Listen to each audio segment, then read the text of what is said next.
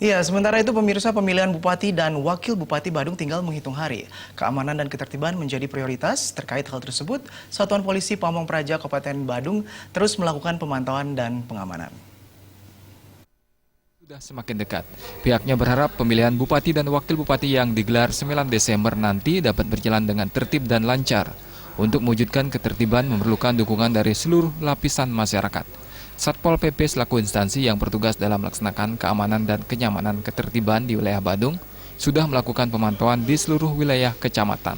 Pihaknya juga sudah menyiapkan seluruh personel baik di tingkat pemerintahan, kecamatan hingga kelurahan. Kami selaku instansi yang bertugas dalam rangka melaksanakan keamanan, kenyamanan, ketertiban di wilayah Kabupaten Badung ini telah kami melakukan satu pemantauan patroli di seluruh wilayah kecamatan.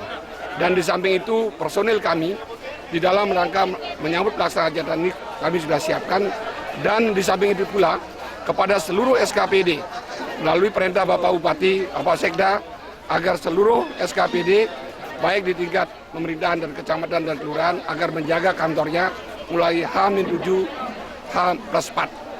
Ketut Mertem menambahkan secara umum kondisi keamanan di lapangan cukup baik. Hanya saja dalam rangkaian pilkada nanti, pihaknya akan melakukan pemantauan lebih ketat di sejumlah wilayah yang padat penduduk pendatang seperti Kute, Kute Selatan, dan Kute Utara.